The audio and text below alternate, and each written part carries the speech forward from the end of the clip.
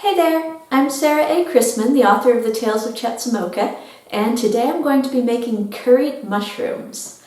This is a 19th century recipe, and in the Tales of Chetzemoka, it is one of Felix's favorite recipes. It's one of his favorite foods. He likes spicy things. And the recipe appears at the back of Delivery Delayed.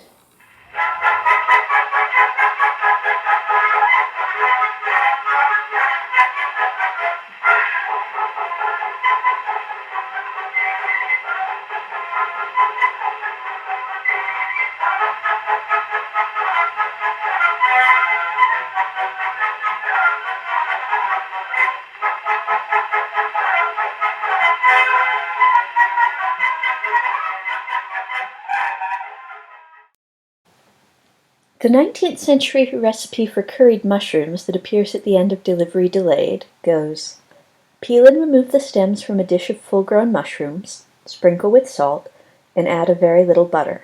Stew them gently in a little good gravy or stock, add 4 tablespoons cream and 1 teaspoon curry powder, previously well mixed with 2 teaspoons wheat flour.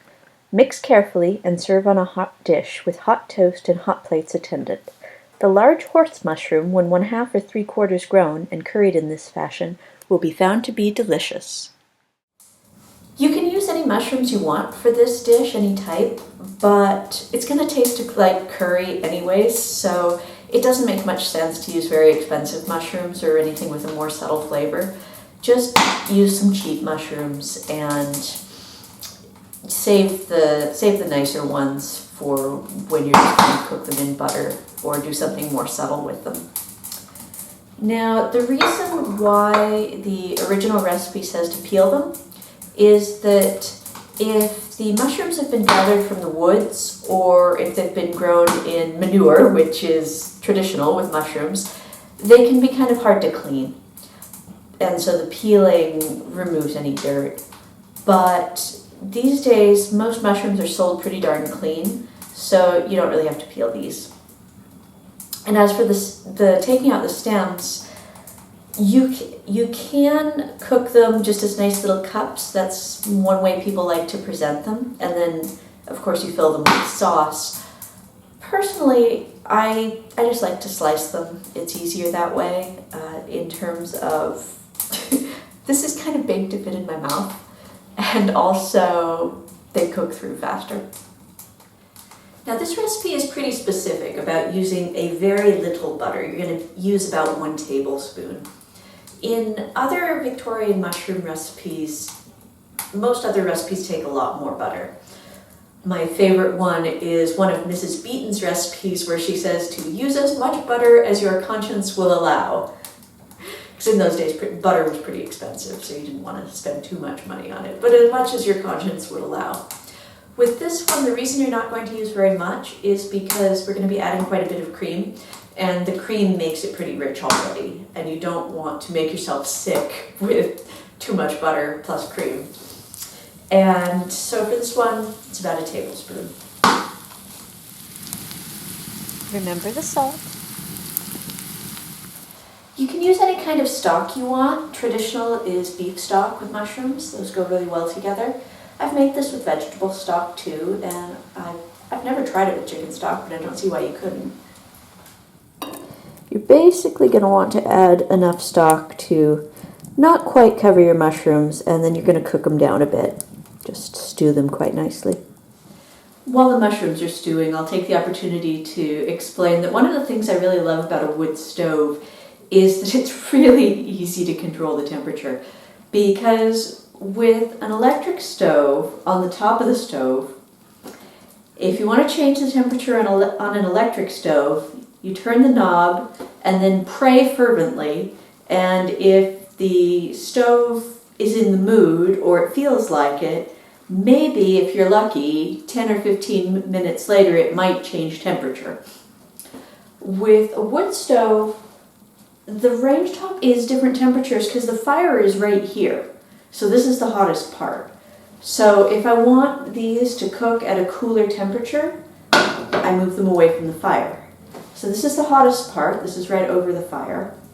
And then this is pretty hot too because this is right by the chimney, so the draft goes that way.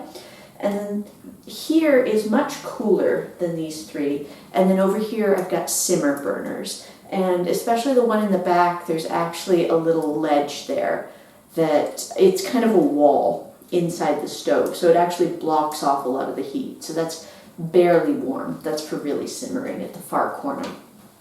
Different models or different designs. And another fun advantage is that on an electric stove, most electric stoves have 4 burners. Some have 2, some have 6. I think I've seen some with 6. This one, I can put as many pans on here as I can squeeze onto there. So if it's Thanksgiving or Christmas, I can use as many pans as I've got and as I need, because it's all warm. Anytime you're going to use flour in a savory dish, like a gravy or a stew, it'll be a lot more flavorful if you brown it first. You just put it in a pan, slowly heat the pan, and stir it so it doesn't burn. And then you take it off the heat when it's slightly brown and has a toasty smell. That'll give whatever dishes you use it in a lot more flavor. So I usually make a fair-sized batch, enough to fill a jar, and then I just keep a jar of ground flour around for when I make dishes like this one. And the reason to mix the curry powder with flour, first of all, that's going to help thicken our sauce, but also it's going to keep little clumps of curry from sticking together so that no one's going to bite into it and suddenly have a very fiery mouth. One of the really nice things about a wood stove is it's never hard to have a hot plate ready. That's what the warming tray up here is for. So once it's stewed a bit, you want to, as well as you can, push the mushrooms up out of the way, because we're going to be dealing with this liquid. And then I'm going to put in the flour and curry powder that I've mixed together. Stir that up real good. And as much as I humanly can, get rid of the lumps. So I'll do that to the extent of my powers as a fallible, mortal human being. And then once I've mixed that up real well, then I'm going to add in the cream. And then I'll mix the whole thing together.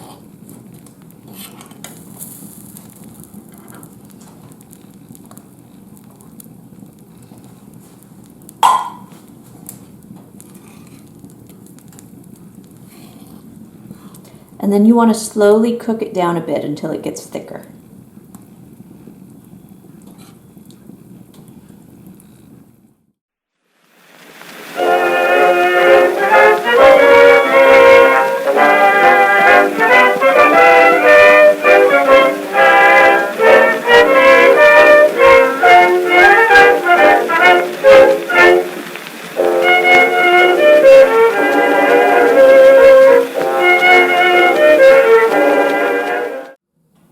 So there I've got my curried mushrooms to have with Felix. And of course with Felix I need the pepper sauce too.